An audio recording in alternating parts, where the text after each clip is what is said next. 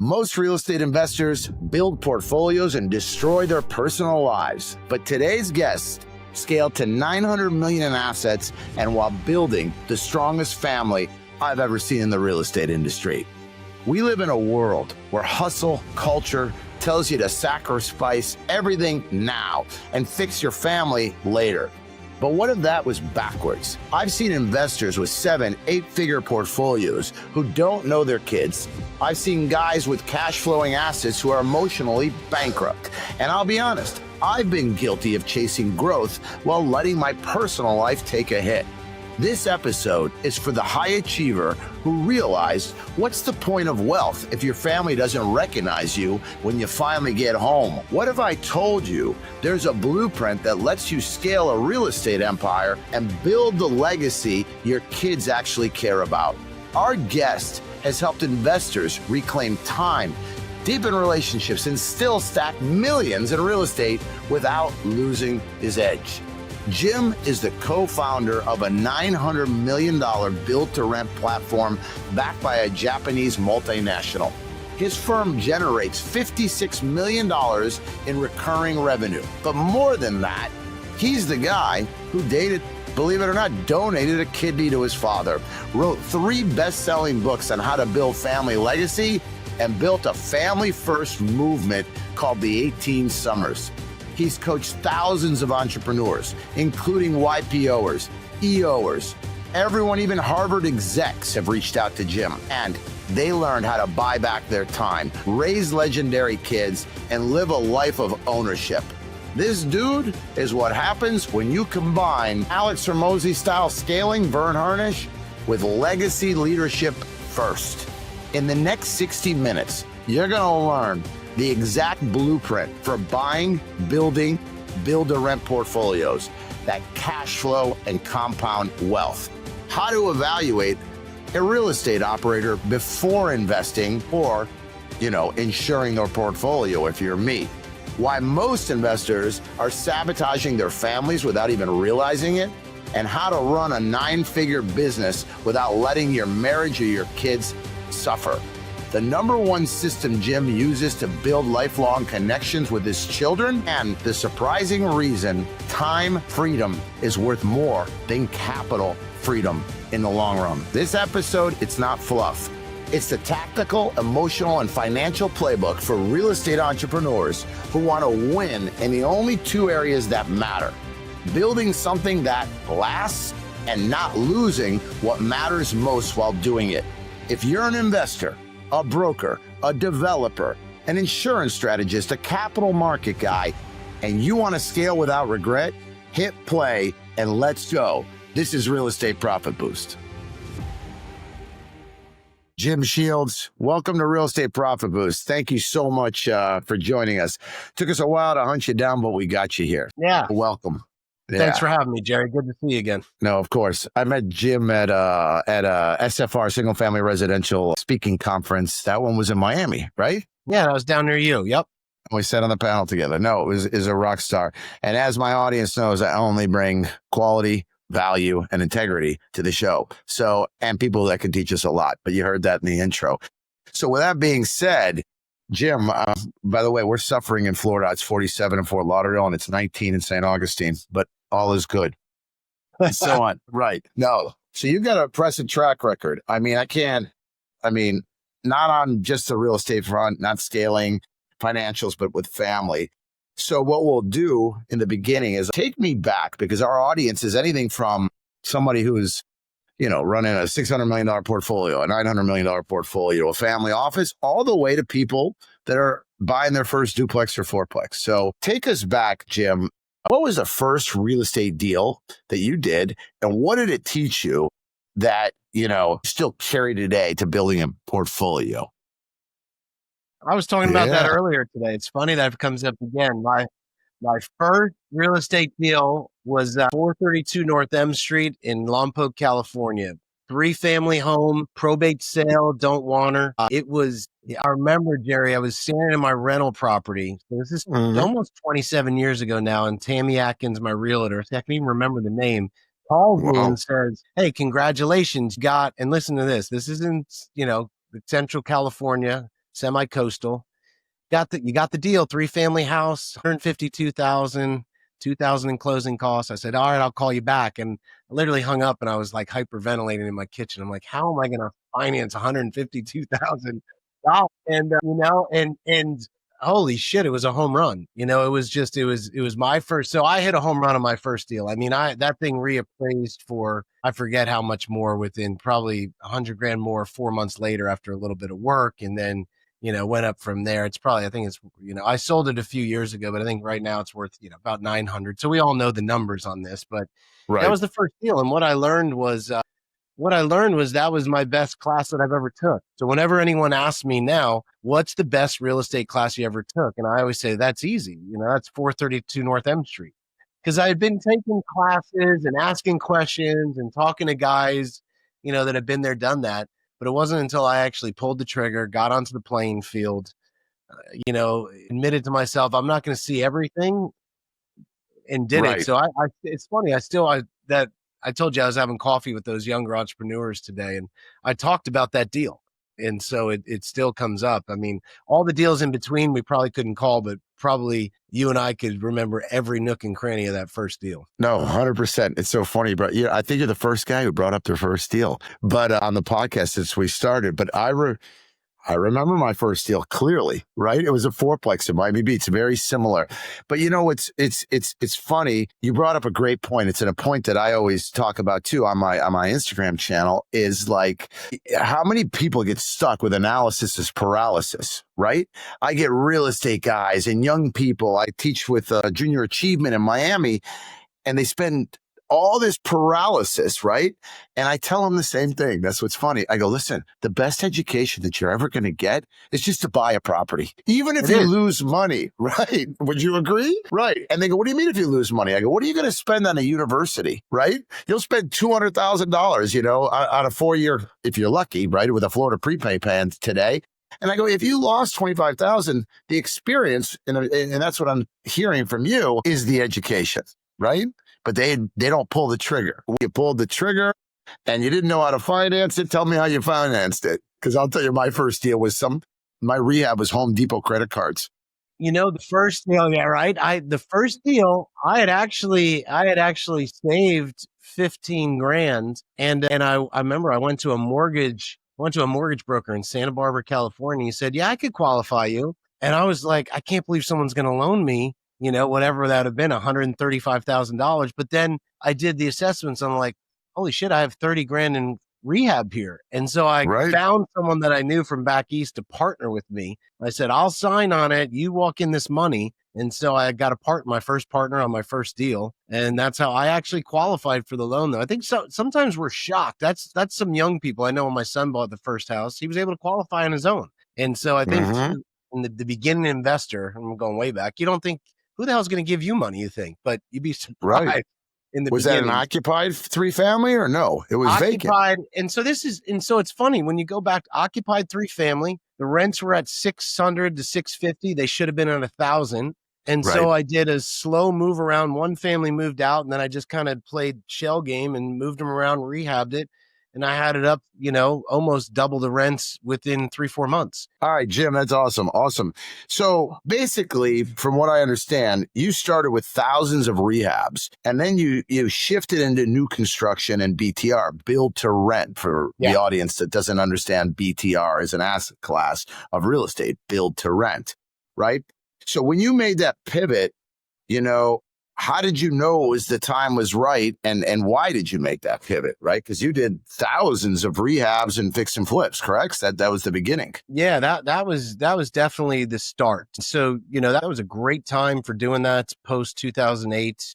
Northeast Florida was really good to us with buying bulk foreclosures. But by 2015, it wasn't that we wanted to change. We kind of got forced to change. There were so many people by about 2015 jumping into the markets for foreclosures. The numbers weren't there anymore. You'd have to cut corners. It was just oversaturated. And my now partner and the founder of our company, Southern Impression Homes, came to me. We had done deals together, and he said, "Hey, what would you think about building our own home instead of rehabbing old ones?" And as a rehabber, I was like, "Oh, that's a terrible idea." That's That's exactly what I've said. Go yeah, ahead. right. Terrible. We're rehabbers, and lo and behold, we threw in some development fees for that first, 28 properties up in Northwest Jacksonville where we'd already been active, and I went okay at best, but it was very clear that this was very scalable, had a different underlying success fundamental to it that we saw right away. And I pretty much started hanging up my rehab shoes very quickly. And we were able to expand, Interesting. a Right. lot. We could have never gone into the depth and the growth we've gone into trying to do old fixer uppers compared to just new construction. Right. And I've heard this before, right? So meaning like today, right? So I was in there with you, right? I did fix and flips. I did fourplexes. Everything was a value add and everything was a 1031 for me because I came from 30 grand in equity, right? Yeah. So if I didn't do a fix and flip and a 1031, I can never build equity. And a lot of real estate investors out there, they're looking for passive income. Like you see these mastermind groups and things like that, they underwriting cap rates and this and that. What I've learned and what you've just reinforced, and I'd like your opinion on this, is today, we've got call rooms in the Philippines that call me and text me every day to try to buy one of my properties. We've got Zillow. We've got this. You've got technology. There's no more going to the courthouse steps, right? That's what we used to do.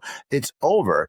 So would you say that, what we used to do as a value add, it's almost not scalable anymore because it's too competitive, right? And that's why right. And like I mentioned a friend to you that owns sell to rent. He's got 600 million in multifamily. He's underwrote 78 deals this year. He hasn't bought one. Yeah. Like they just can't get it. And they buy 200 units plus. Yeah. So would you agree? Because isn't that like a fallacy for these mastermind groups to smaller investors that they think they're going to scale the same way? Foreclosure, value add? Give us your opinion on that. I think there's a time and the place in the market when it works, but it's very different from when I went into the game. Again, like you just said, like someone calling from the Philippines every day to ask to buy one of your personal properties, that was unheard of. Again, I used to take one big ad out in the Bakersfield, Californian. That's where in Central California, I got my start. I mean, it was one ad. I mean, no one gets the newspaper anymore, but that one ad cost me a pretty penny, but it filtered in 70% of my leads. And that was all very concentrated within Bakersfield. It got even weird when LA investors would come up. Now there's such an outside in approach where you can be coming in and investing in areas where it's not local investors. Remember, it used to be you got on the inside track as a local investor, but now it's, like you said, it's become so worldly. So I think that a lot of investors, it's very hard to do that. So, that's where I'm seeing, our build to rent, we probably have about a little over 1,000 individual investors that we invest with.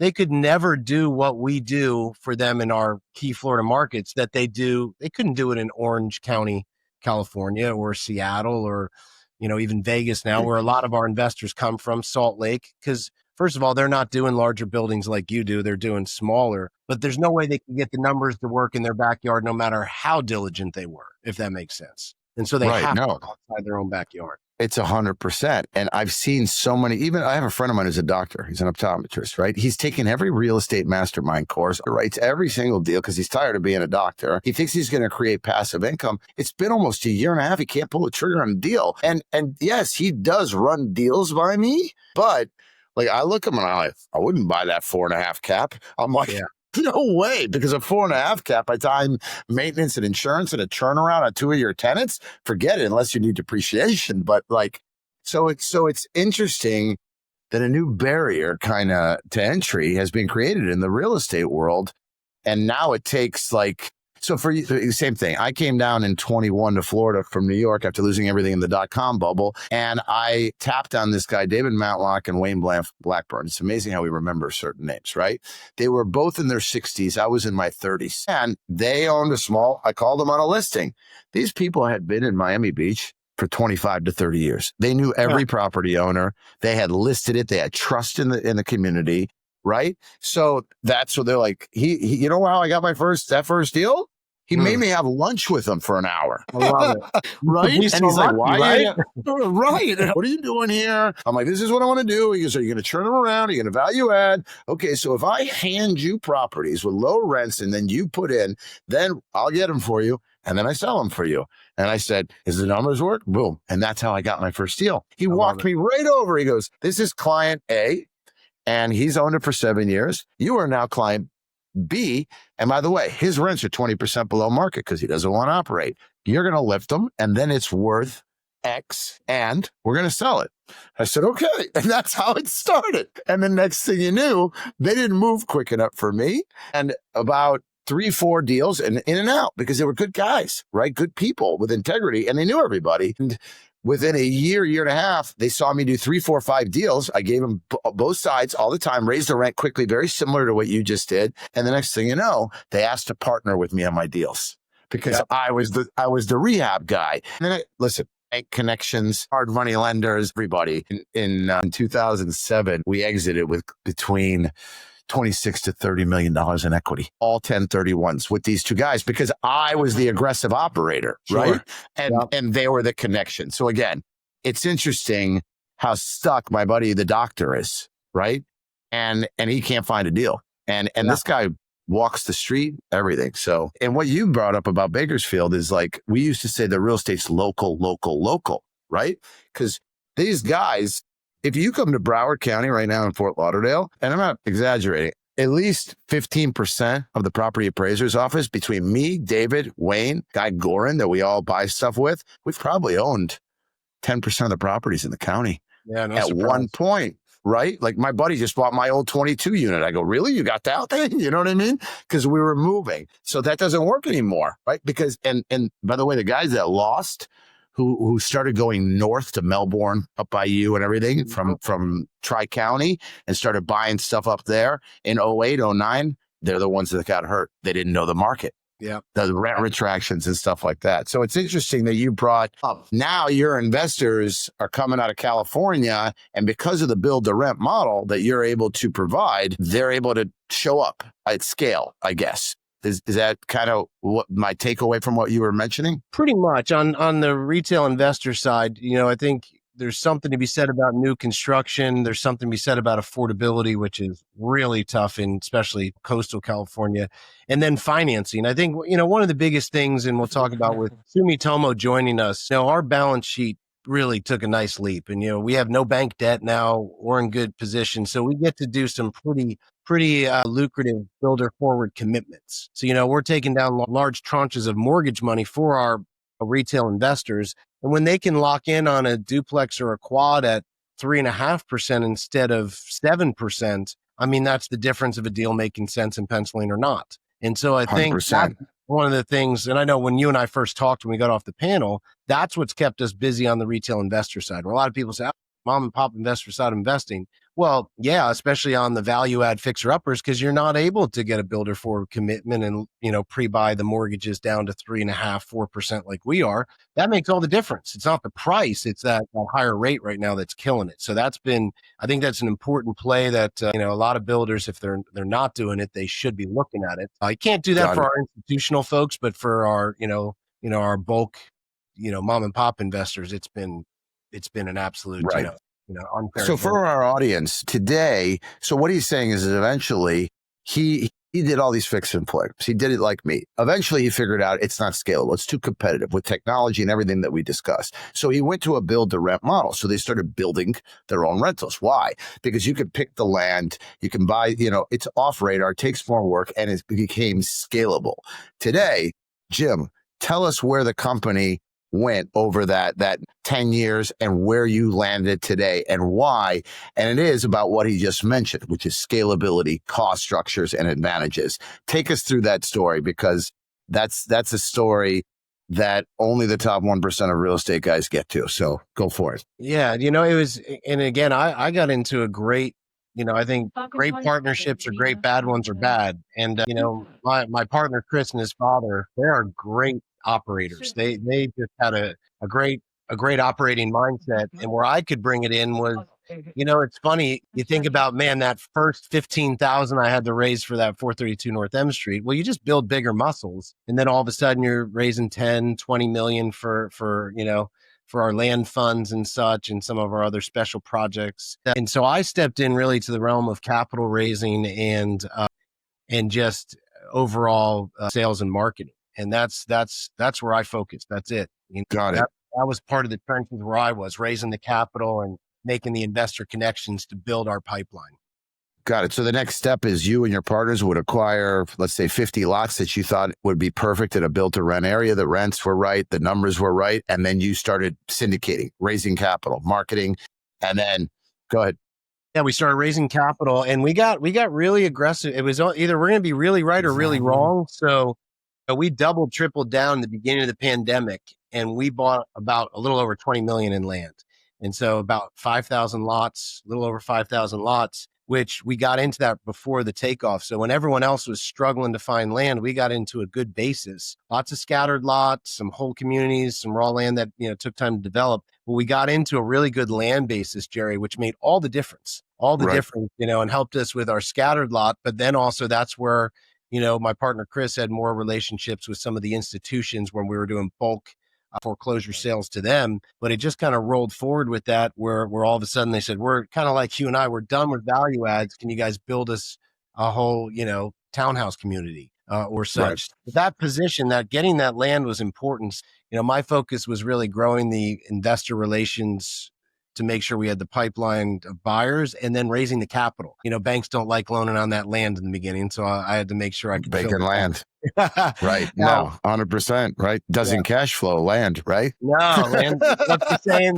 My mentor used to say, land eats 3 meals a day. So, right. Taxes, insurance, whatever, right? Yeah. Nothing's coming in. So really, but it was a very interesting time where we were able to go from just Jacksonville, Northeast Florida, to scaling to 12 different markets. We had the land position, and then that's when Sumitomo came into effect. But were you general contractors at the time? Did you actually build a construction company from the bottom up, or were you still outsourcing? Yeah. Let's talk about that. So we had a great GC in Jacksonville who really understood build to rent. I'd say, we really, before build to rent was a term, we started doing it, and they were a great GC to work with here in Jacksonville. However, Jerry, we grew over that very quickly, right after, we started probably, about 9 years ago. First market we went into besides Jacksonville was Ocala. I mean, the fundamentals made sense, the affordability, the demand for housing.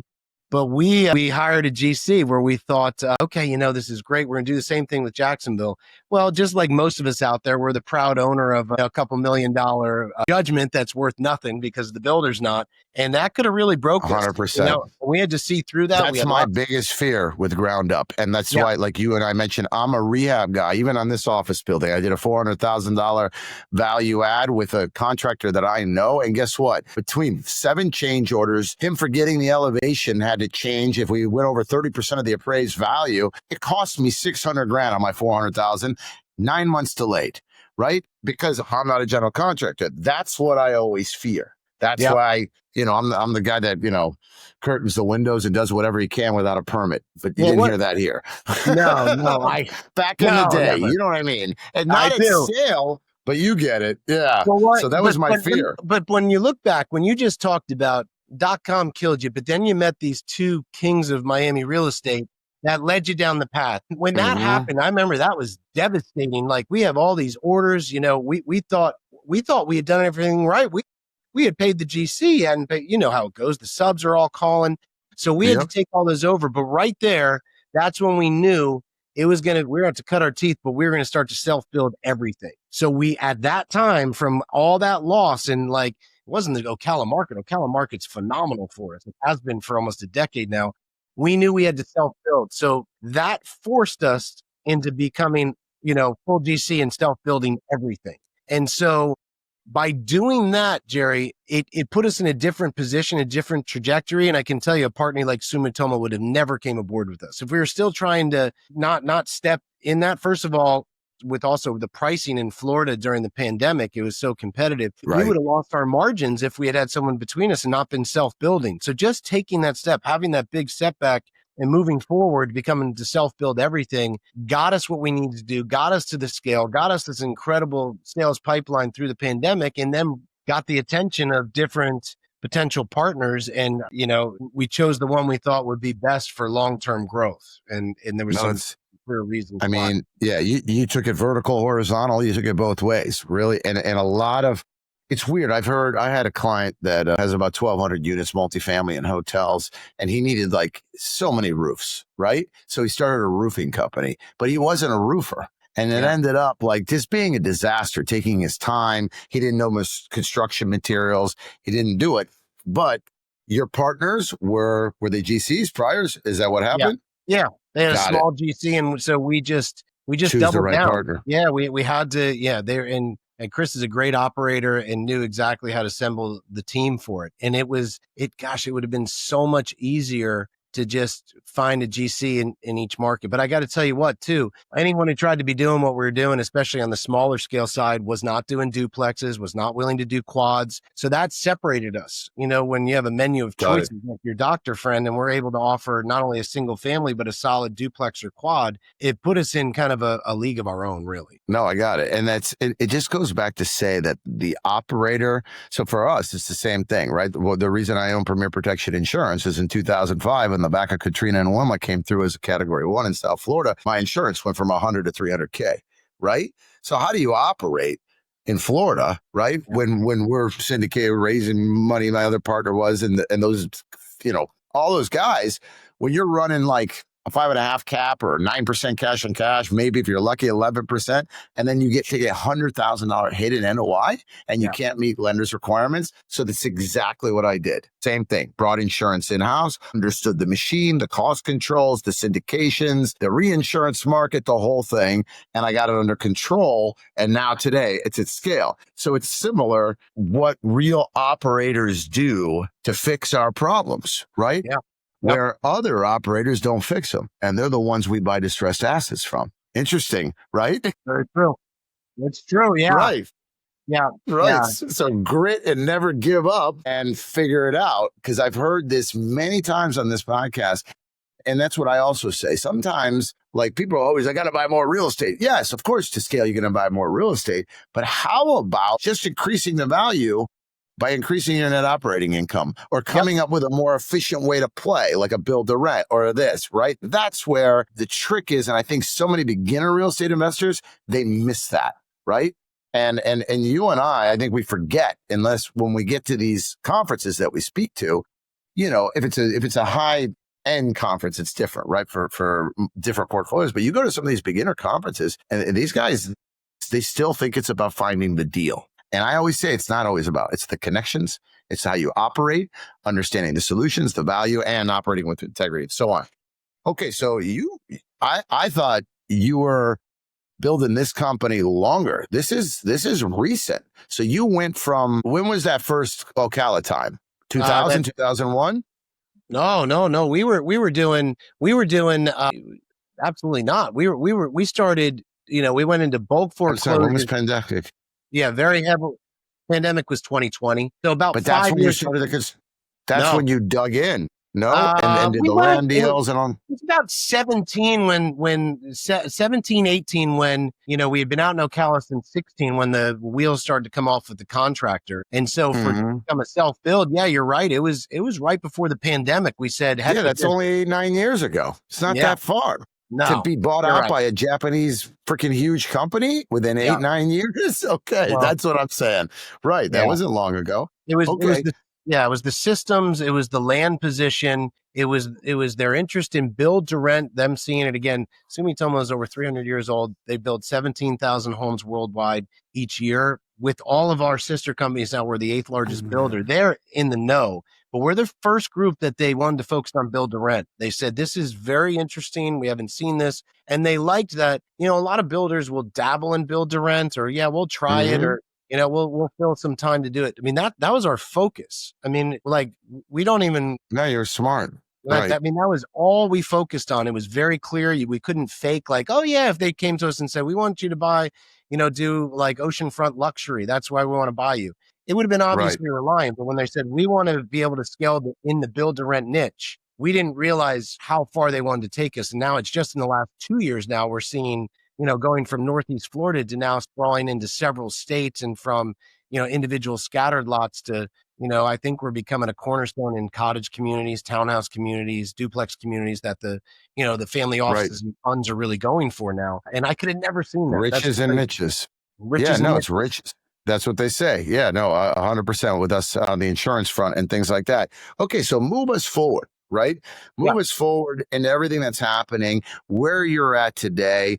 And it's interesting the scalability of today, right? Because I'll give you one more example. I got a client who's got about 350 single family homes. His name's Gorn. He's also a mentor of mine. And the rest is all multifamily, small multifamily, duplexes, triplexes, quads. That's all his base hits. And it's all 100% Section 8. It's in urban areas, Broward, Dade, Palm Beach. His problem is he can't buy more property. So he came into my office and he lays out these plans that he's going to build. So he's Section 8 because he was acquiring 10 that were from in low income areas that was left over from the municipality, or they get lots, right? And he got these 10, 50-foot lots, and he came up with a plan to build these 3,000 square foot duplexes that were 4-bedroom, 3-bath. Why?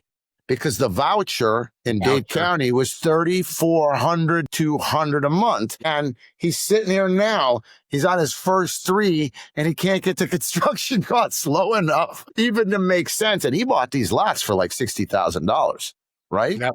Oh, so, yeah. Tell us how you could fix this problem and where you went from here to there. Go ahead. Because we all reached this place. Interesting in the real estate game, in the build to rent. But go ahead. Look, the whole, I think where it comes to is solving the problem, and the problem always for most of us is being financing. And then, and like you said, staying with your niche with good partners. So right now, what we found is, there's a lot of good operators out there, and capital can be tough. They might have fund documents that require certain things, and man, they gotta hit an almost impossible return during development phase, or they're not comfortable taking on development phase. And so that will put someone really in kind of shackles, like a good operator, a good fund group. When Sumitomo, because they got number one, some of these banks, they require cash for the dirt, right? Yep. Then they require, you got to get construction plans. You got to get architecture plans. You got to get all that stuff, electrical diagrams. All of that is out of pocket, even before you can go to some of these DSCRs or these lenders. So it's cash out of pocket. Then all the soft costs, as we say in construction, and it's scary. And then by the time you're done, you're praying that the new property can be built with the right value, right, at the right cost, replacement cost value and insurance, or construction cost value, and then that you can rent it and get a cash flow. That's why, but you fixed that problem today, right? Yeah, that's our job right now. So someone comes to us, and first of all, like you said, if someone says, okay, right now, like for example, townhouse communities and cottage communities are doing very well. They're penciling, they're making sense. They're really being accepted by the rental market as a great option for happy living. And so, someone comes to us, you don't have to spend on all that. You just use our plans. It's very easy. And we include that, and we can right there, that can save you so much time, headache, and money. And also, since we're building in several states, we can do some unit mix and strategy with people that others can't. We can say, this is what we're doing here. This is what we're doing there. You might want to try this. And that's all just part of who we are. That's not like you have to pay to start designing all these plans and go through this. And our team takes that over. And not only that, you know what I mean? We're all that, initial time up front where the banks are skittish, or maybe even for the funds that you've raised have certain requirements. We'll say, okay, great. You don't want to take the development fee risk, where most people hate the vertical risk, or horizontal and vertical. We'll take that. We'll actually take down the property, have a predetermined buyback price for you. We'll build it on our balance sheet, as long as you got the takeout money, and your problem solved. And that's where, and we're even a builder now. We're one of the only builders I know. We're saying, hey, maybe you need a little equity. We'll look at doing a co-GP. We're one of the only builders I know in build to rent that will actually throw equity. So we believe in it. And so going all the way back to that 432 North M, put on a lot more zeros, we're just solving financing issues. And we can, of course, too, with us being as big as we are, like your buddy said, well, we have national material accounts through Sumitomo. And so we're going to get that volume privilege right there, and with us as well. No, so take us through the acquisition. Take us through, because at that stage, I mean, a lot of our listeners know exactly what you're talking about. They know exactly what you do. They're reading the description below. All of Jim's stuff is there. But take us through the moment of acquisition and the day you decided to go with Sumitomo and why. And then you're going to tell us today those advantages and at scale. So go for that. Yeah. So again, credit to my partner, Chris, because he was handling, and I was merging our joint venture company together during this dating period. Somehow interesting about Sumitomo, and I'd recommend this to anyone. It's a big lesson from not only friends that have gone through this, but seeing what has transpired the last few years. If you're really going to stay in, you have interest in staying in, then you really want to be wise about who you're going to team up with. Because we had some private equity groups coming to us, and I'm just going to be frank, Jerry, I wouldn't want to have a cup of coffee with them, let alone be in business with them for years. 100%. And I just think there's a different growth pattern. Are they going to actually bring something to the table, or trying to always take stuff off the table? When there was, just asking around, you all do your due diligence. When we went out and met with other builders that had done the deal with Sumitomo, well, they had 2 or 3 year earnouts. They were there 12 years later, a decade later. And you're going, what does that tell you? And they're going, well, now we're not begging, different banks and money sources for the next loan and producing more and more paperwork. They're funding all our deals. They've run in all these systems. They're great support. We've been able to reach into other areas. And so they're enjoying it. So they actually did help you grow. They didn't just kind of take into you and try to rip you apart for their own other reasons. That's a massive vetting system, because I've seen, being an EO and so forth, I've seen private equity come in for profit. My buddy's going through it right now. And 90, an earnout is once you sell your company, you stay put, you grow it, you get the second, cash out. I'd say 90 to 92% of the entrepreneurial friends, they never made it. No. They never made it. They quit. They didn't get the support. They lost their culture of the company. Private equity board changes. They're loyal to profits. Yeah. So it becomes a disaster. And by the way, private equity, the rumors that I've been hearing in those circles, they're going through a big shakeup right now of non-performance in that whole world that's getting cleared out.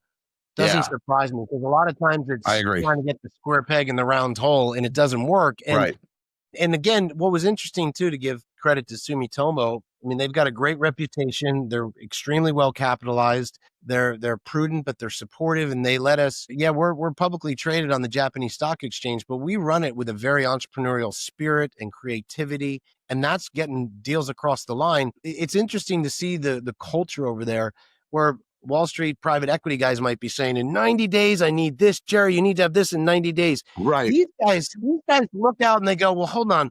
Let's look at the next 5 or 6 years. So you're talking 90 days where they're like, no, we'd like to kind of map out the next. And so it's a very different approach. Different culture. Different culture. And it gives you space in times like where we just saw all these, weird short-term things of, well, what's the tariff going to do? Or the rates just jumped up incredibly. They will, with them looking long-term and not boxed in on like a 90-day, like some private equity groups that I've seen, it gives an unfair advantage again. It's an unfair advantage to be able to grow without ridiculous pressure. Now they're going to challenge you and want you to grow, which a good partner should, but they're also going to have better visibility, which I think makes a huge difference in success. And so we've seen that with them, and they've been nothing but great to work with. And that's awesome. And now with their name, we're proud to say we're able to do things we could have never done. I couldn't have gone to Texas or the Carolinas or Vegas to do a larger project and offered, hey, do you want us to do a forward commitment and we build it on our balance sheet? Do you want us to co-GP and throw some equity? We could never have done that just as us. Now with their partnership, we can step in and solve so many people's BTR needs that we could have never done before. No, that's amazing. And so now, let's say last year, how many houses have you built? Give me some numbers now that Sumitomo came in and partnered over the last 24 months, let's say. We are, and again, this is negotiating, but just in the last year, especially, and I'm sure we talked about this, we're seeing a lot of the educated money that have been on the sideline for 2.5+ years, just in the last 6 to 10 months, come off with vengeance, where they're like 2026, 2027 is in need of affordable. They're all coming off. And with that wind at our back, I can tell you, we are either under contract or negotiating right now about 7,000 more units. 7,000 more units. Wow. And that's just in Right. that short period of time. That's just what's, I think, really close on the iron or already over the line. There are so many others that, that's my part of my responsibility. Every day I'm taking calls with different referrals, Mhm. and we're very And grateful for is that. the company still, is it, so do you keep your own assets as well? You'll JV as well, but you're also building for others, right? So today, Yeah. tell us about the investment strategy. Who's your ideal client? Is it a mix? Are you, retaining assets? Are you building for others? Give us a little bit of what the company looks like today. We're doing both. I can tell you, years back before Sumitomo came on, guys would say, "Hey, would you build for us?" We'll say, "No, we only build our own projects." Now, Mhm. with great access to capital and better systems and further reach into several states, we're what I guess would be called fee building. We're doing that a lot for people, so we can step in and say, "We'll fee build for you." Hey, Jerry, you got 220 townhouses north of Dallas, no problem. And Right. we'll probably get you the best pricing with some of the best experience in that. But then what if you say, great, I'm having trouble with the construction financing, but I got great takeout money. We could say, no problem, Jerry. Do you want us to do a forward purchase? We'll take down the land for you, build on our balance sheet, have Wow. predetermined payback. Or you know what? We like Dallas. So, we'll look at doing a co-GP on this. So we'll do pure, Jeez. vertical build construction, and we'll do horizontal, or we'll come in and build it on our balance sheet and just you take us out, or we'll look at to stay in it long term for the co-GP. So we're looking on all levels right now. And again, kudos to our Japanese partners that have expressed the interest in what they're seeing. And it's an exciting time in our business to see what we're able to do and who we're able to help now that 5 years Right. ago, a pipe dream. No, it's amazing. It's almost like, if I nicknamed it, I would call it like the fortress model, right? Because first of all, I get you guys have, you're the eyes and your ears on the street, right? You guys know how to underwrite. You know how the opportunities, where the SFRs need to be built. You know where the people demographics are. You know the rent models. You know the typical, advanced underwriting strategy of the successful real estate investors in the SFR and the build to rent world. But yet then there's developers, there's builders. But because of the partner and the size and the cultural fit, you're like the fortress model. You have the balance sheet, right, to sustain any downturn or tariffs, with Japan overnight, then tomorrow they disappear, right? You can lend on it. You can go forward. It's a long-term approach. It's almost like you're, when you partner with, let's say Sumitomo is on the construction side, scale and a lower cost, because that's scale at a construction company and a public company. They're obviously not, they're not dealing with a general contractor like me to build 4 houses. I'm probably paying double, right? Because they're not at scale. Number 2, you have a balance sheet to lend on it, GP with it, and everything. So as long as, I guess, that you really love the deal and that the people that are doing the deal, not your own deals only, but the other deals, right? Like the townhouses, you guys know how to execute. And what about my fear? I mean, that's huge, guys, that they could do it all. But here's what I heard really well there is, if you're going to come to Jim and you want 30 houses built, or you want 200 townhouses built, or you want a JV, or you found some land that has massive potential, the rents are right and everything, he's only going to do it with you is if it makes sense on the numbers and the paper. He's able to lend to you, right? And number 3, you better show up with core values and integrity, or that won't happen either. So the point is if you find the opportunities out there and you need the partner, you are the partner, Jim, at That's our scale. goal. Yeah. Correct. Yeah. That's our goal Right. for the BTR niche too. If we're not looking to build you 100 luxury homes. We are workforce housing, our specialty, with lots of, boots on the ground in that niche. And that's where we want to fill. And that's where we see, especially 26, 27, a huge, backlog of demand on affordable workforce housing. Right. It's everywhere. It's at every conference we go to. That's all they talk about, right? There's no affordable housing. There's 20 million housing units short, right? And all that kind of stuff.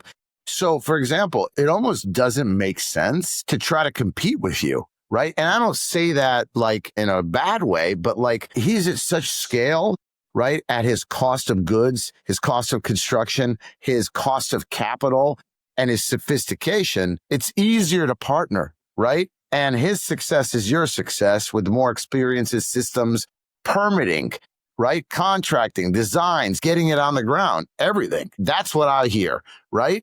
Where if you're sitting back there thinking, me, I could do what Jim does, there's no way. Not at that scale, right? So it's interesting. So for example, if I'm a client, what's the minimum? Say I find 10 lots or 30 lots or 50 lots and I love them in Tallahassee somewhere. What's your minimum size client that could get involved with you? That's going to vary on location for sure, because there's certain areas there are, and I don't have the map on me, but there are few spots we're not really set up to build in the US. There's probably about 7 states that we're not, but otherwise we have scalability to build in those areas. Now there's other areas that we're more focused or concentrated where we already have really strong building operations and a lot happening there. So like Dallas right there, around Dallas, you're like, Jim, I just need, 30, 40 houses built, or a small townhouse community. Will you take it on? Well, the answer is probably as long as we, numbers look good and we're all happy. Yes, because we're already very active there, have hundreds of units on the ground right now going up. So it's there. If you were going to some, far reaching place in North Dakota where we weren't set up for 20, 30 homes, probably not going to go.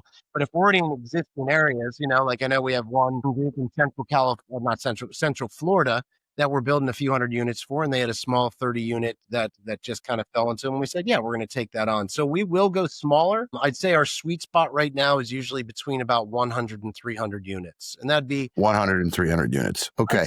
And we go bigger and smaller, but that's a pretty sweet spot for the institutional groups, family offices and stuff that we're working with. Okay. And where could they find this map? So let's say you're building 100 or 200 units, and based on the map, you're able to scale and it's cost effective. Is there a map on your website or somewhere?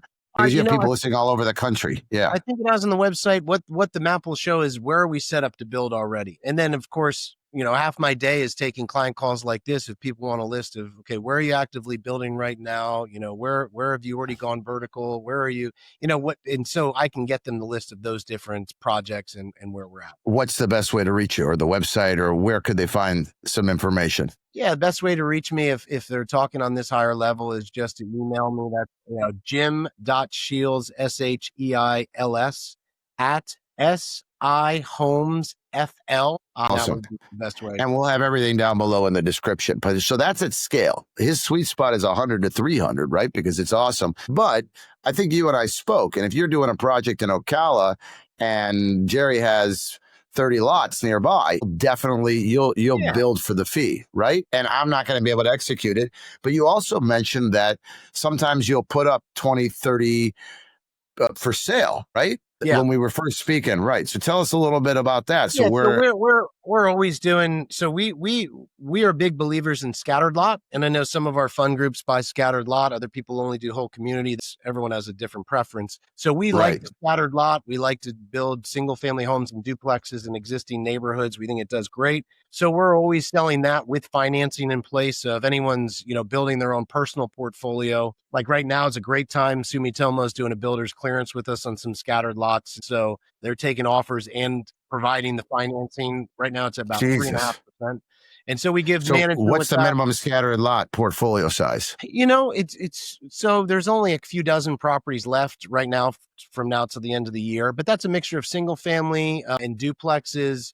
That would be in Southwest Florida, Northeast Florida, Jacksonville. And then we also build a great deal in Ocala on scattered lots for people who are looking to, again, this is for smaller investors like your doctor friend who he can't find the numbers to work, and they just kind of step into our system and let us take a lot of the headaches off. And with the financing, it goes from not making sense to making good sense. Right. So across the board, if they go to your website, and again, all the links are down below, you're going to see all these different opportunities, right? Because sometimes, right. And what's interesting is you want those scattered lot partners. You're not just taking them all for yourself, right? So based on your model, there's opportunity for others to come in. You already own the land, right?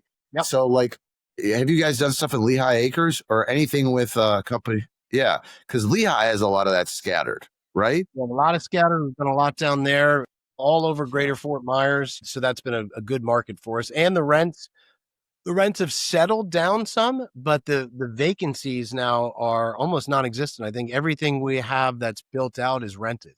So we're seeing a good regeneration in rental demand. No, that's great. You ever heard of, I think it's called Greenpoint, right? What? They're a builder. They do communities. Yep. You know them? Yeah. They were speaking. I was speaking at the FSU Trends conference at Florida State University. And the guy that I was with played golf with them all morning.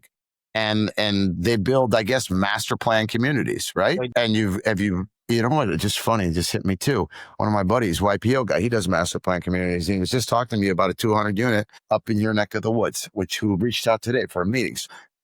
I'm always networking. All right. And I like to connect people, right? Because he's from London. He's here 7 years. They raised a ton of money. They're doing a vertical in Miami Beach. They're doing master planned in Northern Florida. That's an ideal client for you, right? And at the end of the day, he's a fundraiser, and you know what I mean? That's what they're good at. And then they partner and they GP and they co-GP, they JV and everything. So that's an ideal client at scale for you, correct? Yeah.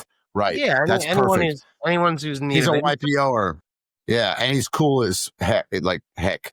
He's cool as hell, right? I like it. We're gonna go out. He's from London, so of course he drinks beer and all that good stuff. So on, right? So listen, the audience, check out the website, right? Tell them the website one more time. southernimpressionhomes.com. Correct. Because you're going to find different types of opportunities, including financing, sometimes it's just worth it at scale. When you find a credible company that has good values, a track record, and a fortress balance sheet, it just makes it so much more difficult to fail. And as we talked about before, analysis is paralysis for a lot. If you're one of those conservatives or even a large fund manager who's a little more conservative, by partnering with Jim and his company, because at the end of the day, entrepreneurship is risk mitigation, right? That's all it is, right? Yep. It's arbitrage, it's risk mitigation. How do you get this dollar to make this return and things like that? And then obviously, there's, how many, 20 million homes short in America? Is that what the new stats are saying? I think it's more than that now. I think they've raised it. Yeah. So this is a great asset class, built to rent, single family rentals, townhouses. If you just started off in real estate, there's opportunity here too. So, but not only has Jim, built an empire around real estate and everything, and it's also nice because we're serving a purpose, right? Which is housing. For me, housing is always it's always my favorite asset class. And I'll bet you he can say the same thing. Why? So obviously there's office, industrial, there's retail. Some of those come and go, self-storage, right? Office is pretty bad right now. But the reason I always either stuck with multifamily or single family is very simple: food, shelter, water, right? If I look outside, I think there's 3 grocery stores right there. Right. We got water coming out of 4 sinks in the office, right? But one thing about it is shelter. You always need the shelter, which is your home. Obviously, storms, hurricanes, fire, but more important, it's also the home of the family unit, right? And I know before I even knew you, Jim, I always said that to myself because everything starts at home, right? And today, Jim is one of the largest providers of homes in the country. So that's why I'm going to shift this, right, to hear the real legend here. And when you and Jamie Jamie's his wife, Jamie co-founded 18 Summers, and then he wrote the family board meeting book, right? What inspired this, and what gap did you see in our industry, in your own life, that you just wanted to fill and turned it into a business and everything else? Go for it. Tell us about how you formed that with your wife. Jerry, when we talk about not having a plan for something, I'm like, I'm a real estate investor. I'm not a family therapist. I started sharing some little things that, masterminds we went to, and people said, you got to write a book on this. And I was like, absolutely not. It seems like anything of worth, I always say, absolutely not. That's a terrible idea.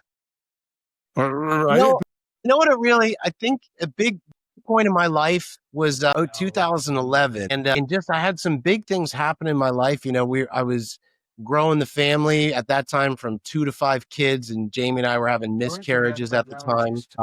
I had brought back, like you, the .com didn't get me, but almost bankrupted me. I came within inches. I mean, we held on and powered through, but it was close. And so, you're feeling the scars. So I'd finally recovered. Here I am in 2011. I'm trying to build my family. I've saved the business and I'm putting it back in the right direction. And that's when I had I got the notice from the Mayo Clinic, like I had been approved to donate the kidney to my father. And so it's just a period of my life when, you're going through miscarriage. I've got this decision that I have to help my dad. And I don't know what happened to me, Jerry, but I just looked at life differently. Like all this point of critical came at me, and I got an article sent to me. It was really interesting. So I'd just been approved from the Mayo, and so I'm in deep reflection. And I get this article sent to me, and it was about Steve Jobs. Steve Jobs had just passed away. So you remember it was all news. And this article was really interesting. It was about Walter Isaacson. That's the famous biographer who wrote Steve Jobs' biographer. And he was interviewed by Time magazine right after Steve passed away. And in it said Steve Jobs spent his final days surrounded by his family and used the opportunity to do interviews with his interviewing group to explain to his family why he wasn't there for them. And his right, and his last speech, I think at Pepperdine in LA or UCLA. Yeah. Right, I was right. There's so much good so much inspiration. But in this interview, when I read it, it was like he said, I wasn't always there for my family. I wish I had been, and I'd like to explain why and for them to understand. And the biographer, Walter Isaacson, said to him, he said, Steve, are you glad you had a family? Are you glad you had children? And he said, Steve didn't hesitate. And he just said, man, that was 10,000 times better than anything else I've ever done. And that hit me. And I was like, and some people say, and of course, me being that guy, Jerry, pig-headed Jersey boy, I was like, right away, I didn't want to even look at the lesson. I'm like, well, yeah, right. Steve Jobs had a reputation for being a jerk. That's not me. And then I started to think all the times I was trading benchmarks for my last promise that I, foiled on with family. And it just made me think. And I was sat there that day. I'm like, if the rug of health was pulled out from me that day, when I read that, in 6 months, I might have been in the same situation, doing interviews to explain why I wasn't there and all that. And so it just changed the trajectory for me. And it was literally that heavy. And I think that I probably went through some sort of not only physiological, but mental issue when I did the kidney donation with my dad. People are like, gosh, you're so different and you look at family differently. And I'm like, I think I just got kind of, pushed in that direction by so many things of critical happening at once. And so I just started to share, okay, I'm very ambitious, and I'd be the last person to tell you to give up ambition. I'd be the last person to insult Steve Jobs on his accomplishments. I mean, how stupid would that be of me? That's not what it's about.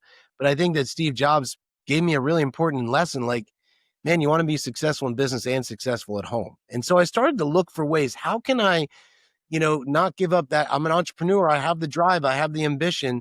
But how can I make sure my family comes along? How can I, live differently? And that's, I just tried to find simple ways to make that happen. And I think I found a few, I shared them. And then I don't think the writing's that great, but if you had ever told me that book would become a Wall Street Journal bestseller, I'd be like, why? Why? But I think it's, getting to know the YPO and YPO, EO and YPO crew good. We all have the same right. We want to succeed. Yeah. If we're just completely vacant seats at home, it does start to draw on you. And we all go through ups and downs and it starts to drain you. I don't want to see that. And so that's what our book and just kind of the talks, and I've gotten to come into those groups a lot, and it's a lot of fun. And I think it's an important part that's never focused on. If we can give it a little bit of focus with a little bit of strategy around it, can be a lot. Right. No, 100%. So I have a saying in my life. I am as happy as my saddest child. That's it. Wow. I am as happy as my saddest child. And I don't care what big deal I closed today, what thing I funded, how much money I made. Oh, I bought a new boat, whatever it is. Right.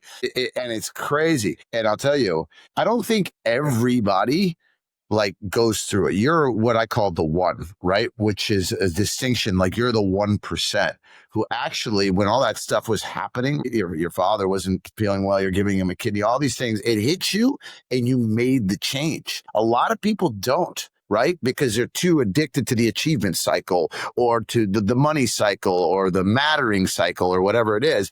And I'll tell you, I had a very similar experience. So I was married young with my wife, Fran, who's the mother of my kids, my two boys.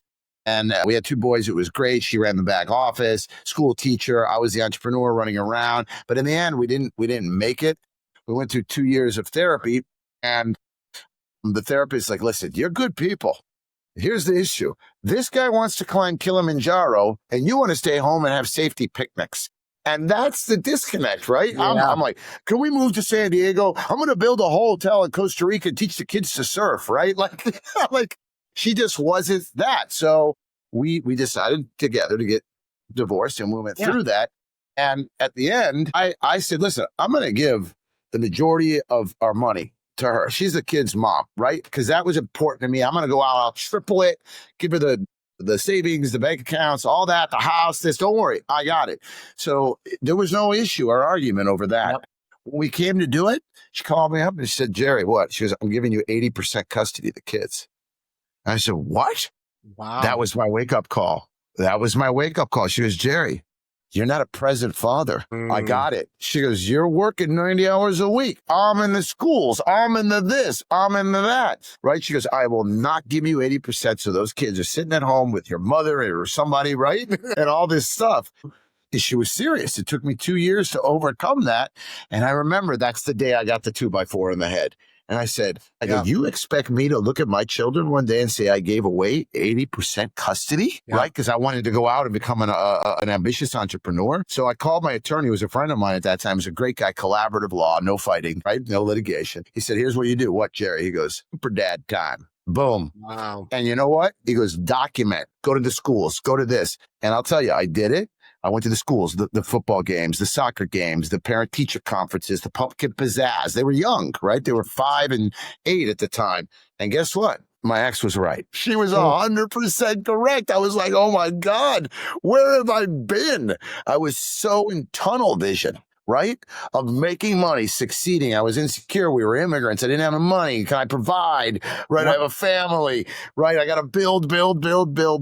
And she was right. And then my kids, and then because I was so active in coaching and everything, the school teachers, the PT, I went crazy, like entrepreneurship, right? My son looked at her, my oldest son, and said, Mom, it's not fair that we're not with Dad, right? 50% of the time. And she called me, she goes, you got it. 50-50. And that was it. And that's, I mean, her and I have had our ups and downs, obviously, but listen, that's why today we're still great co-parents. But she was right. And I'll share this last experience on that with me is from that moment. So this was like, I don't know, 10 years ago. Yeah, 10, 11 years ago. I was an EO and the majority of my businesses stayed flat to small growth. The insurance business and real estate. And I used to be an EO and sit in a forum like, why aren't you growing? I want to grow when I grow. So after about 2 or 3 years of this, I realized I was a dad. That's why. And that's what changed. I took my kids skiing, traveling, surfing. They traveled with me. They signed up every program. I bought ATVs. I went to River Ranch and would go mudding. We bought motor. And my ex called me after like 3 years. She's like, first of all, apologize to me for who she was back then, but I didn't say you didn't have to. She goes, thank God they had a father like you, because I taught them to what I said, to explore the world, right? And not fear, which was one of my exes. She was worried about that. You're not going to Costa Rica. What if they get, fall on a surfboard? Where's the hospital? Where's the doctor? It's a helicopter right away. She's a great, that's how it is. So everybody's got their shtick, as we say. So because of that, I reflect back today, I actually have a sign in my office right there that was given to me by myself. It says, best dad, best father, best boss. It's me and my kids. And it was during that 7-year period where my businesses didn't grow. And EO and YPO, they're like, what's going on? Why can't you make more money? And I didn't figure that out till like 3 years into the process. So, well, there are people that would trade. Yeah, well, and I think, one thing I think we always learn as you reflect back on good conversation, all the worst hits over the head ended up being followed by something really good. That thing of having to cut a kidney out of my body, that was not very comfortable, but Nancy, I would say the .com, if you hadn't gone broken that, you probably wouldn't be as wealthy as you are today. If your wife hadn't said, you know what, I'm thinking 80, you wouldn't be the father trajectory, I know, so all these things remind, and it's just like, okay, some things are a real kick to the ribs, but sometimes they're going to produce something great if you just hang on and keep your eyes open. And that's right, 100%, especially with family. I mean, because man, the one thing I always tell people is like, I'm glad you share on that. When people are like, well, what's the biggest lesson you've learned working with EO, YPO I've gotten to do some great stuff. I'm like, man, I haven't found one perfect family. Whoever created that saying, the perfect family, it is like a bad marketing line. It doesn't exist. It doesn't make sense. It's like, I said, don't go for perfect, go for bridging your imperfections and enjoying your time together. And that's it. And so when you take that perfection and realize it's not perfect, then you're not overwhelmed with guilt and shame. And then you end up being the better father, the better husband and such. And so, but it's give up perfect. That's what I always say. Perfect is a killer. It's imperfection that actually bonds you. So. No, I agree. I agree 100%. And I'm still not perfect. I can tell you that. Like when my son wanted to be a captain, right? I was like, you're finishing college, you're not getting your captain's license first, get your finance degree, this. If not, I'm going to take your truck away. As soon as that was my father, right? Yeah. Nothing I did was good enough, right? Yeah, I matched him $2,000 for a car, and he matched me. I had a contract with my father for my first car at 16, right? But my son today, my dad, because there's two parents, he basically said, here's your truck, I'm out. Right. And I was like, and my ex called me. She goes, you're going to lose your son for 2 weeks, at least 3 weeks until you fold, Jerry, because you can't live without him. So, and she was right. And they know that too, which some of my friends say, you lost leverage and discipline, right? I go, but no, I gained so much more in love, right? Because they even know that I'll fold. I can't even, my kids are not. To your credit, Jerry, you're folding on something that oddly enough, as we both had our first big conversation, we found out both their sons are fishermen. So, right. You know what I mean? You folded on something he's loving it. And he's probably going to do incredible things because he's got that energy for it, He's doing it right. I hooked him up with friends of mine. They know yacht brokerage. He did a whole massive yacht experience at the boat show, not even on the fishing boat level, because he's worked on fishing boats forever, right? Now, he had a tender, a Zodiac, zipping around the boat show, zipping around billionaires, buying, 200 footers through brokerage, hearing the finance deals, making friends. Everyone's like, your son is a hard worker. He's there at 7 a.m. cleaning the yachts.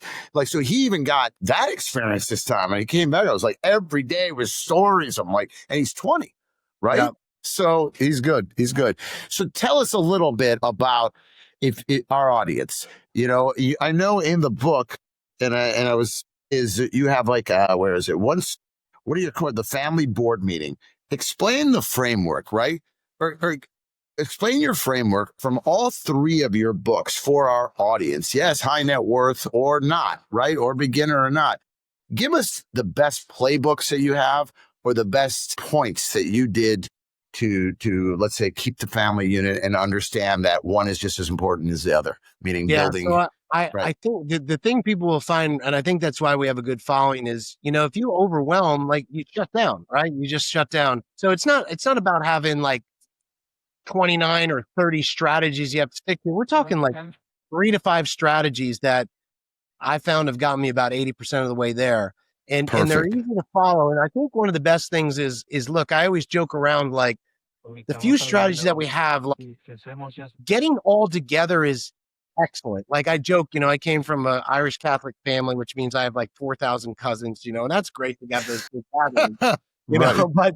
But it's what I found. This was the biggest secret sauce is the one-to-one principle. It's when I schedule one-on-one time with each of my children and my wife. And so many people are I've had therapists come and say, why didn't I think of that? Why don't I talk about this? It's a game changer. It is an absolute game changer. So when people think about the family board meeting, yes, our strategy is, some of what it might sound like, but a lot of family board meetings, the joke, the play on it was I would have important meetings with each of my children and one-on-one. And because when you have 5 like us, ranging from 3 to 22, it's very different conversation stages of life. Hey, do you think your 12-year-old wants to talk about puberty in front of your 8-year-old? Oh my gosh, that's it's that one-on-one time. And then with my wife too, because Jerry, my wife and I synergize really well and have some entrepreneur overlap, but not all, you know what I mean? And so that one-on-one time with her is sacred. And so we make sure it's weekly. We have a few parameters around it. And just that what kind of parameters? Is this fun time, or is this serious time, or is this problem solving time, or is it just relaxed time? So that's is great. There a structure? Yeah. So there is a structure. And so one giant piece of the structure, I'm going to give you guys 2 major pieces of juice out of the book. Schedule that. I have a date a week with my wife, uninterrupted, same day, same time, uninterrupted. It saved our marriage. Every quarter, I have a half a day with each of my children. Interrupted, they plan the day, we're all in every quarter. It's called our board meeting, right? What's a board meeting? Well, you regroup and then you look at the next 90 days. Jerry, this is the number one thing. This right here. It's not allowed.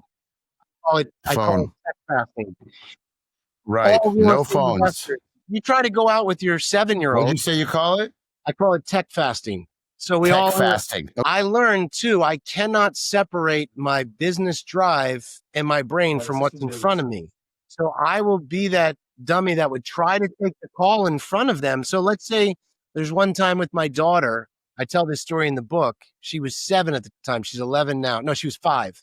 And we were doing trampoline time. Well, I cheated and I had my phone on me. And I looked and someone screwed up a basic closing, Jerry, at 20. So the title company just closed. I get the update. Now where am I? I'm on the trampoline. I shouldn't have my phone on me. I'm swearing under my breath. I'm trying to solve it. Right. The closing 5:20. Yeah. My daughter, the funny thing, not funny, but the ironic thing, my daughter, I look down and she's got the quiver lip and she's about to cry. And I go, Mags, what's wrong, sweetie? What's wrong? And she goes, Daddy, why are you so mad at me? And I was like, mad at you? Oh my God. And so how can a child, you know what I mean? Or even a teen. So tech fasting is so important, making sure that you use that's huge impact. Right. Because she doesn't know that you got a stressful closing that's blowing up and you got to do this. She thinks that you're mad at her or don't want to. Yeah. I get it. She doesn't see. She doesn't understand what's in your pocket. She sees your facial expressions, your body language, your energy drop. Wow. And neither can my wife. What if I get it? If I all of a sudden we have a date tonight. I can't wait. We're going to downtown St. Augustine, one of our favorite dinner spots. Nice. Awesome. And so, but if I checked and I'm like, man, I got a text from a big client and he's worried about something. Well, now I'm worried. And there's nothing I can do at 7:30 at night anyway. I'm not on call 24/7. So I have times of complete and total unavailability. When people say, how did you do it? Where I used to have that badge of honor, like, call me anytime. I'm on anytime, call me anytime. Now it's like, hey, I have times of complete and total unavailability, and I don't apologize for it.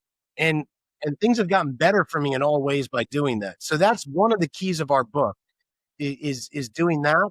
And again, I always plan adventures. So, me and you were talking about ocean reef and such like that. I always have perpetual adventures I'm planning with my family. And that binds us. So yours might be something different. That's huge for us. So one-on-one time.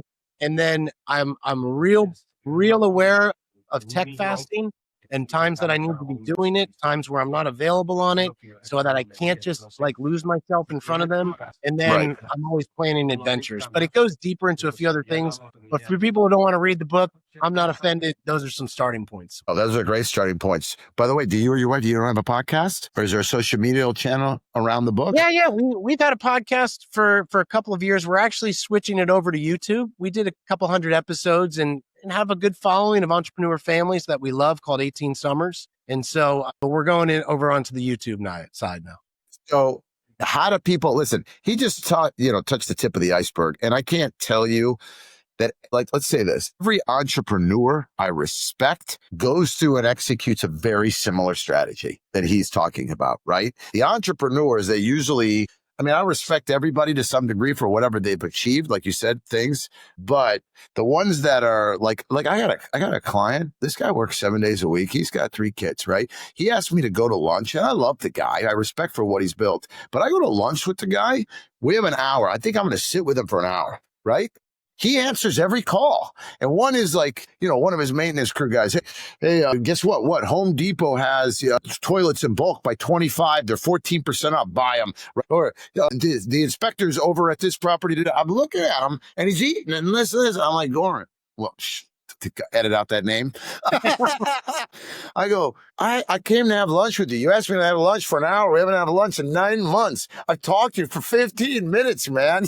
And then he yells at me when he calls me and asks me, why don't you pick up the phone? Right? And I'm like, and I get that. Do you get that, Jim? I get 100. That from my entrepreneurial friends or my friends from high school. They think I'm too big to call them back, or why don't I answer the phone at 9 p.m. or on a Saturday or whatever it is. Even my close friends, I have to stop it, right? Because I'm not present fishing in Costa Rica with my son because the phone works now offshore there. So do you get that? I get that a lot. 100%. And I think it's good to be unapologetic about it. You don't have to be rude, but it's saying, yeah. Listen, for me, I just got my biggest learning in a long time from you. Meaning, I apologize. I always feel guilty. And then they tell me I'm not a good friend and stuff like that. And I tell them, I go, listen, I'm at the hockey game with my sons, right? I'm not picking up the phone and I don't walk, even if it was a bad game. They were getting blown out. Like, I get that much shit. Right. And listen, my father, I try to time box my father. He calls me Mr. President. Because, Sherry, when are you going to pick up the phone? Right. Because I tell him, because I'm scheduled like 9 to 5. I'm right. And and then the weekend comes, I'm there. Like, my biggest commitment in January this year, one of the things I was self-reflecting is to spend more time with my mother and father. We live in West Palm, right? Minimum 3 times a month, 4 times a month. Right. So and those are full days. My dad likes to go to his club community, swim in the pool, eat the little breakfast over there. It's not a affluent community. It's in West Palm. Right.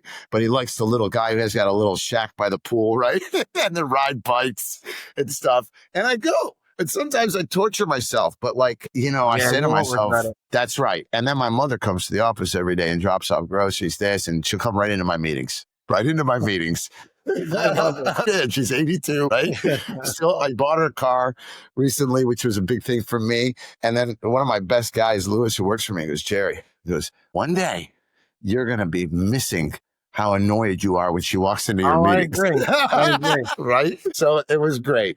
Listen, Jim, you're a rock star. I love this. And once again, the podcast and the 18 Summers, what's the easiest way? Just Google 18 Summers, the books, it's all out there. Go to 18summers.com. And again, the book, The Family Board Meeting, you can get it at Barnes and Noble's, Barnes and Noble's online, Amazon, any of the places. Yeah. So, right. And just an FYI, people, he's not making a fortune on that stuff. I know what it's like to build books and build podcasts. That's because he's got purpose and his drive. And I say, which I bet you'll agree with me, I am my best when I am for others what I need for myself. Right? Yes. So when I do things like this, or I teach podcasts, or I mentor junior achievement, or my kids, it's self-reflective because I need it. Right. Yeah. So that's why I started it, because I needed to be my own teacher on it. I needed to take a bigger 100%. Huge takeaway. All right. So listen, that's another episode of Real Estate Profit Boost. Jim, you're a rock star. Love everything you've done. Guys, if you want to get into build to rent, the SFR stuff, check out all their websites, check all the descriptions below. There's a million call to actions on the parenting, the book, the 18 Summers. This was a very rare day where you really learned how to scale. Number one, for me, in a world of the home, right? Which is a single family, partnerships with lending, people with values that will actually co-GP with you, right? Partner with you because they like the numbers and things like that. And for me also, I'm a man of faith. I'm Jewish, but I've had a Judaic Christian belief system, but I believe the home is the family unit and the center of all peace and God and love, right? Mm-hmm. So there's more there, guys. Just because we're entrepreneurs trying to be ambitious, right? God gave us this little gift, right? And, we have to use it because that's what it's here for. So I love the fact that you're doing build to rent. And that's a big purpose, right? Because for me, the center of the house, of the family and spirituality is really in the home, right? Mom, dad. So I love it.